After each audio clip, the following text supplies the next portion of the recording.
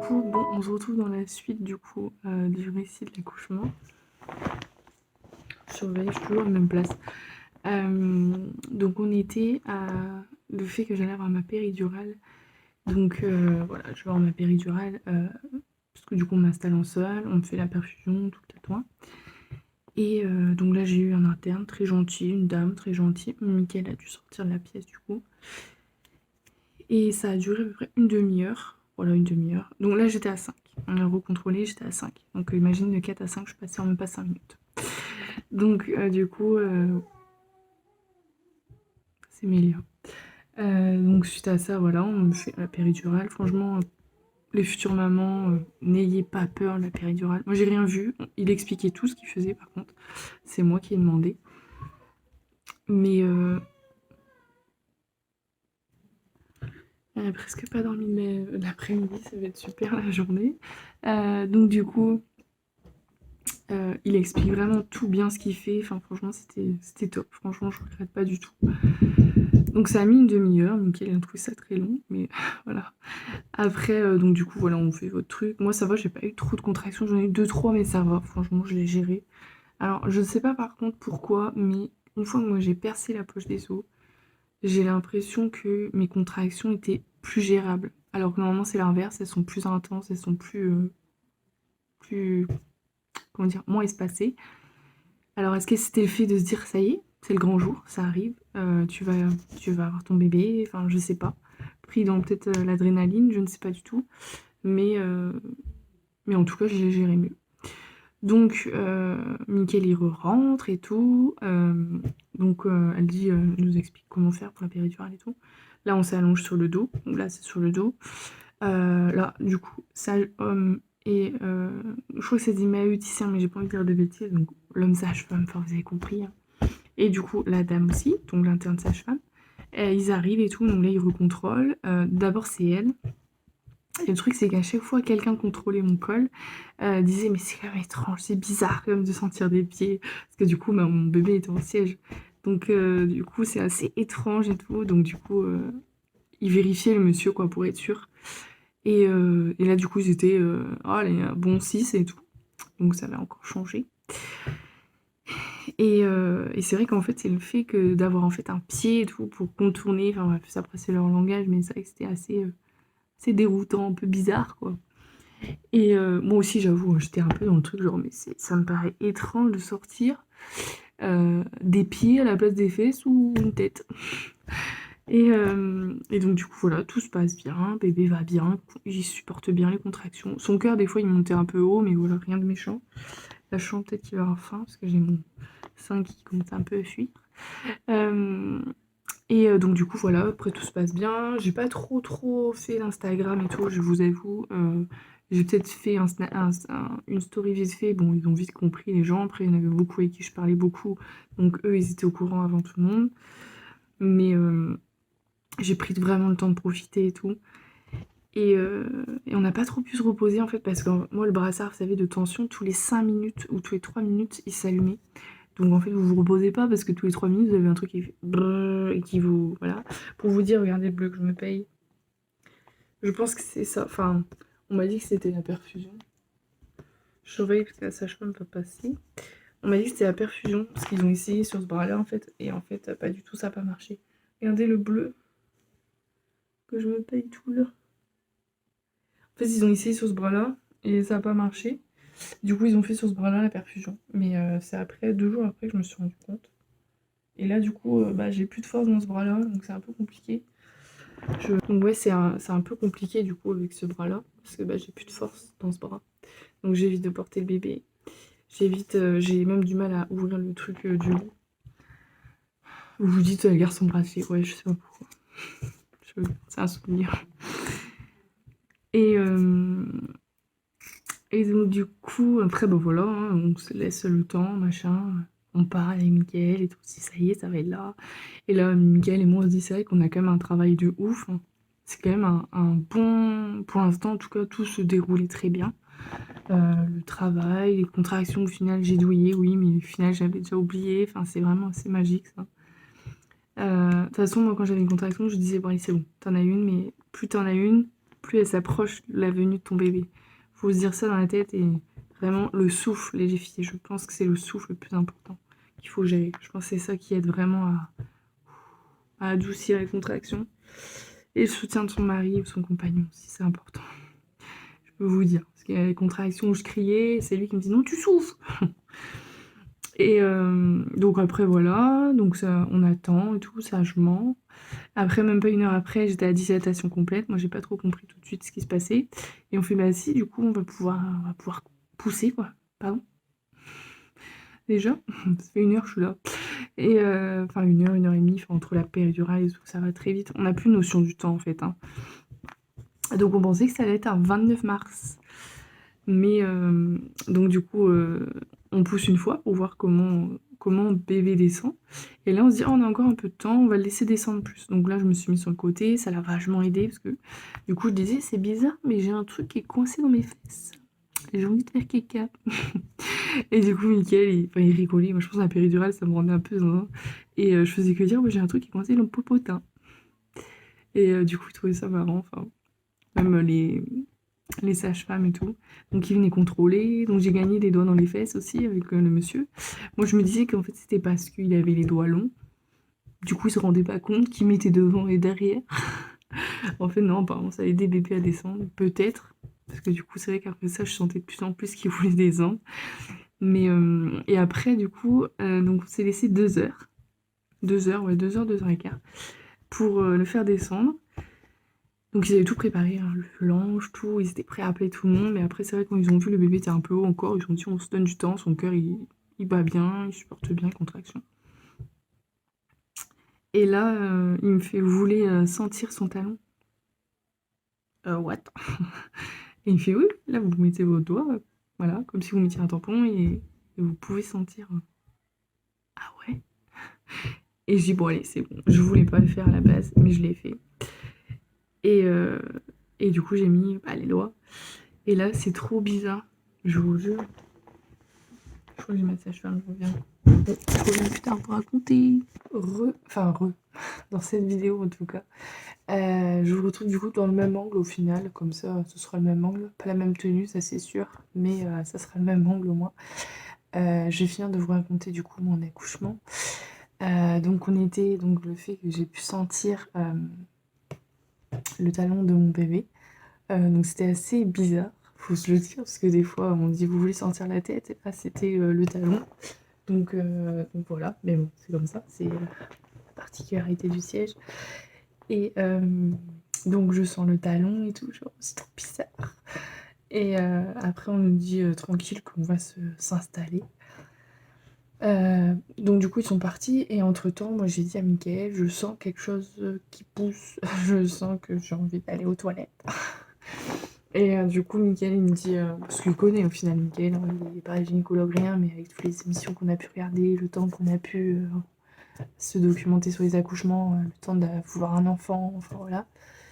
Et du coup il dit bah c'est que ça va venir et tout. Et donc là le sage homme, je crois que ça se dit maïeuticien, mais on va dire sage homme hein, entre nous, arrive et il dit et donc je lui dis quoi, je sens que ça pousse derrière. Et il me regarde, il fait ah oui oui oui, c'est parce qu'en fait bébé arrive. Donc du coup donc il appelle tout le monde, donc voilà il y a la gynécologue, l'interne gynécologue, l'interne sage-femme, donc le sage-homme, auxiliaire puère et son assistante ou son interne, quelque chose comme ça. Donc on était 6 personnels médicales, donc 8 avec Mickaël et moi. Et aussi, du coup, il y avait anesthésie derrière, pédiatre derrière, voilà. Derrière la porte, juste au cas où. Et ensuite, on m'a demandé si ça me dérangeait qu'une interne, une étudiante, regarde les accouchements, parce qu'un accouchement en siège, ce n'est pas banal. J'avais mis dans mon projet de naissance, je ne sais pas si vous vous rappelez dans mes vlogs grossesse, que je ne voulais pas d'étudiant. Voilà, donc j'ai eu un étudiant pour faire ma péri, ça s'est super bien passé. Et bah, j'ai dit oui, voilà, j'ai dit oui, parce que je dis bon, je suis plus une personne près, hein, j'ai au moins 4 personnes qui m'ont regardé le col. D'ailleurs, je vous parlerai après, dans une autre vidéo, un peu du comment le après-accouchement. Mais c'est vrai que c'est assez particulier d'avoir autant de personnes à regarder son col en très peu de temps, plein de fois dans la même journée. C'est... Voilà. On va dire que là, j'ai un lien un peu particulier avec mon corps. C'est un peu... C'est spécial. Mais je vous en parlerai plus tard. Donc du coup, tout le monde s'installe, la gynécologue arrive et tout, donc je reconnais ses yeux, parce qu'en fait, ils ont des masques, hein, avec le confinement, le virus, ils ont tout le temps des masques, donc c'est assez... Voilà, on essaye d'oublier, mais c'est vrai qu'on a toujours la barrière, voilà, moi j'aime bien voir le visage, enfin voilà, pour voir à qui je parle, quoi. Donc on y va, donc j'avais déjà commencé à pousser une fois, je sais plus si je vous l'ai dit 2-3 heures avant, pour voir un peu comment je faisais pour faire descendre bébé, et on m'a dit que je poussais super bien, donc ça m'a rassurée. Moi, j'avais demandé est-ce que quand on pousse, on a la tête qui tourne, est-ce qu'on a les tympans qui vont péter. Enfin, moi, c'est vraiment des trucs que pour moi, je pensais que ça arrivait. Et on me fait oui, vous pouvez avoir la tête qui tourne, mais voilà, faut continuer quoi. Et c'est vrai que c'est ça que j'avais un peu peur, parce que moi, je me suis dit j'ai la tête qui tourne, moi, je pète un câble. Je déteste la tête qui tourne. Enfin, qui aime ça déjà? Donc on y va, on s'installe et tout. La position, je n'étais pas super bien installée, donc c'est sur le dos. Bébé en siège, il n'y a pas de choix, c'est sur le dos. En plus, j'avais une péridurale. Euh, D'ailleurs, une aparté, pour un bébé en siège, c'est obligé une péridurale. Tant mieux si vous trouvez un gynécologue qui voudra bien sans péridurale, mais en fait, c'est le fait que c'est 6 fois dans césarienne d'urgence, au moins on a déjà le cathéter et tout, donc on n'a pas ça à faire en plus. Donc ils préfèrent avoir une péridurale. Juste ça, parce que je vois des fois des trucs sur Instagram, sur YouTube, non, faut une péridurale. Même pour vous, je vous assure, prenez une péridurale parce que bah, c'est une sûreté, voilà. Ça évite l'anesthésie générale aussi. Plutôt pas mal quand même. Donc du coup, voilà, juste ça.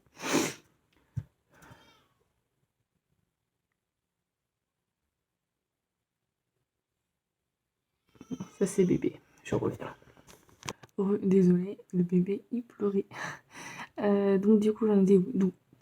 Donc on s'installe et tout, donc sur le dos, les jambes bien écartées, bref. Pas la meilleure position. Euh, je sais plus si je vous ai dit, je crois que j'avais réussi à avoir un jus de pomme à boire. Un petit peu de force, clairement ça m'a redonné des forces que j'avais un gros coup de barre. J'avais tout là, ça me brûlait. J'avais mes lèvres, mais laissez tomber l'état. D'ailleurs, c'est toujours, hein. Je sais pas si vous allez voir, reprocher un peu. J'ai tout, les lèvres complètement détruites. Je pense que c'est parce que j'ai pas vu pendant un moment en fait. Donc du coup on commence à y aller. Donc là, donc le message homme, c'est surtout lui qui me qui m'encourageait. Donc du coup il me dit, donc voilà, je vous dis quand il y a une contraction parce que je ne sentais pas énormément les contractions. Donc il faut savoir que j'ai eu un peu d'oxytocine, j'ai eu un peu de produit pour mettre des contractions plus régulières pour que l'accouchement se fasse un peu plus rapidement. À chaque fois je demandais ça fait rien pour ma cicatrice, et elle me dit non, c'est la gynécologue qui l'a dit. Désolée. Je suis toujours que bien dans cette position. Donc du coup, j'ai eu ça, donc j'ai fait confiance. Franchement, je leur ai dit, je vous fais confiance jusqu'au bout. Il y a des avions, il n'y a pas de voyage. Bon. Voilà, j'ai toujours fait confiance jusqu'au bout, au corps médical, donc allons-y. Donc du coup, il me disait, là, il me fait, vous sentez? Et je dis, ouais, je crois que ça durcit. Il me fait, alors on y va. Donc je prenais de l'air, enfin voilà, je pousse quoi. Et on y va. Vous avez des poignées. Et là, c'est un truc de ouf. C'est genre mieux que dans mes espérances, mieux que dans mes rêves de l'accouchement que je voulais. Je pousse super bien, qu'ils me disent. Ils me disent continuez. La gynéco a dit ça va être comme une lettre à la poste. Donc j'étais rassurée d'entendre ça quoi, parce que voilà. Et en fait c'est un peu bizarre parce que vous sentez en bas qu'il y a quelque chose qui sort, mais ça vous fait pas mal. Donc c'est assez étrange. Et vous avez envie de pousser, de toute façon vous avez envie que ça sorte. Et là c'était qu'une jambe. Donc j'ai senti que c'était le pied en fait que j'avais touché, qui est sorti. Ensuite très très vite la deuxième jambe. Faut savoir que j'ai commencé à pousser à 2h30. 2h30. Et au début elle avait un peu peur la gynéco, hein, parce qu'elle a dit, la madame, elle est fatiguée, 2h30, depuis 16h déjà, ça lui fait bien mal. Depuis ce matin, elle a ses contractions, enfin voilà. Elle avait un peu peur, mais quand elle a vu comment je poussais, elle me dit: «Oh non, ça va aller tout seul et tout». Je voyais qu'elle disait ça à l'interne, donc j'étais rassurée.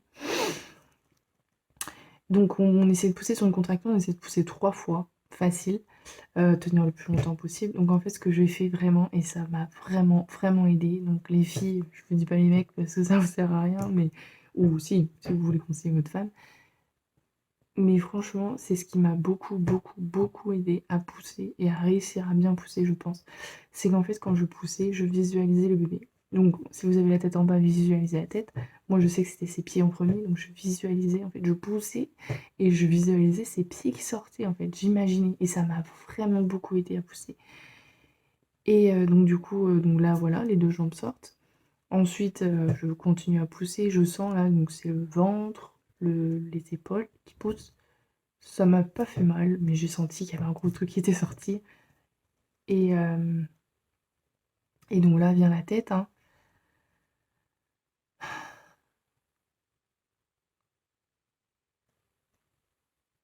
Et là, bah là, tout s'écroule. Voilà. Vous poussez super bien jusque-là. Et, euh, et là, d'un coup, vous poussez, parce qu'il faut pousser. Mais d'un coup, vous voyez la peur dans les yeux de tout le monde. Euh, la gynéco, je l'ai vu tout de suite s'agiter très très vite. Très très vite. Vraiment, se mettre debout alors qu'elle était assise au départ. Enfin, le sage-homme aussi pareil, qu'il allait, il faisait dire allez madame, allez madame. Et là, sauf que là j'avais mal, vraiment, j'avais mal. Je sentais vraiment un gros truc, la tête quoi, mais j'avais mal. J'avais l'interne. Au bout d'un moment, Mickaël, je voyais la panique dans ses yeux. Et là, je comprends que ça va pas en fait.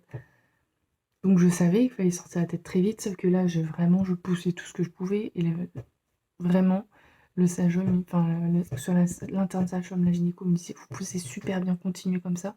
Et du coup, je faisais que crier et je disais, mais sortez-le moi. Je disais, mais vous devez m'aider parce qu'on m'avait dit qu'on m'aiderait en fait. Donc ça, je comprenais pas. Moi, dans ma tête, on m'a dit qu'on m'aiderait. Pourquoi on m'aide pas en fait? C'était vraiment genre, sur le coup, je voulais le sortir. Je poussais tout ce que vous voulez. Mais le truc, c'est que je comprenais pas pourquoi il m'aidait pas en fait. Donc là, je vois la gynéco dans ses yeux vraiment paniquée, je la voyais tirer. Je dis, mais c'est pas possible, pourquoi ils n'arrivent pas? Là, c'était horrible comme moment, horrible. Les minutes les plus longues de ma vie. Euh, et là, je vois très vite le monde rentrer. Donc j'ai compris. Donc je vois le pédiatre, une dame, une infirmière, je crois. Je vois l'anesthésiste qui arrive derrière moi. Ça va, madame? Vous prenez pour un jambon. Et là, je vois je ne sais combien de mains sur mon ventre, appuyées sur mon ventre tant que temps. Je vois les forceps arriver. Enfin bref, c'était horrible, horrible, clairement. Je comprenais pas. Je tirais la chemise du mec. J'avais Mickaël qui me tenait la main et qui me disait allez, pousse, allez, allez. Et je le voyais regarder. Il a tout vu, Mickaël, de toute façon. C'est pas compliqué. Je voulais qu'il voie l'accouchement. Il a tout vu, clairement. Il a tout vu. 2h37, bébé est né. Donc vous voyez, ça a été très rapide parce que j'ai pas mis longtemps à sortir la première partie, mais c'est la tête. Et la tête, on sait que c'est le plus compliqué et que c'est le plus important à sortir très vite. Donc en fait, ce qui s'est passé, c'est qu'apparemment, il voyait le cordon autour du cou. Sauf qu'on, voilà, j'avais dit, hein, c'était le risque, c'est le risque. Et ça, on voit pas forcément. Donc on n'a pas vu bébé parce que déjà, il était plein, plein, plein de sang. C'était impressionnant. Il avait fait caca aussi, je pense, parce qu'il y avait beaucoup de caca sur lui. Mickaël a tout vu, il m'a dit c'est impressionnant. Et, euh, et ouais, il a eu peur. On l'a vu partir, donc autant dire pas savoir le sexe, rien du tout. Il est parti avec le pédiatre, et là, bah, moi j'ai cru que je l'avais tué. Voilà. Donc imaginez, vous venez d'accoucher, vous avez le sentiment que vous avez tué votre bébé.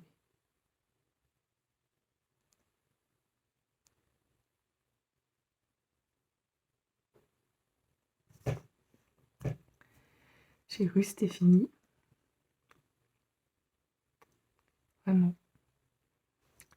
je demandais, la gynécologue, elle disait, on a eu beaucoup de mal, machin. Elle pouvait pas dire parce qu'elle avait pas de nouvelles. Et là, je vois une dame rentrer, je la vois parler, Mickaël l'a vu aussi. Elle l'a vu parler avec la gynécologue. Et là, vous vous dites, c'est fini, quoi. Il se parle dans l'oreille. Qu'est-ce qui se dit? Donc, moi, Mickaël m'a expliqué, hein, de toute façon, voilà, le bébé, oui, mais après, il m'a dit, je me suis très vite concentrée sur toi parce que c'est vrai qu'il y avait énormément de sang. Donc, ça fait peur. Donc, c'est vrai que ça fait peur. Et, du coup, bah là, vous attendez. Et moi, je faisais que dire, mon bébé, ça va, ça va. Et il disait que ça allait pas, tout simplement.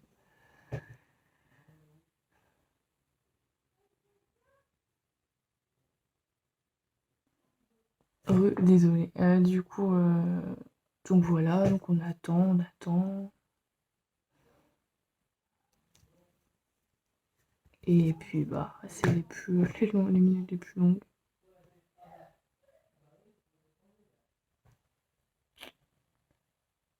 Mm.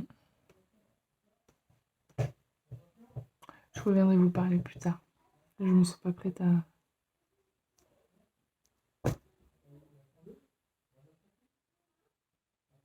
Je me sens pas prête à tout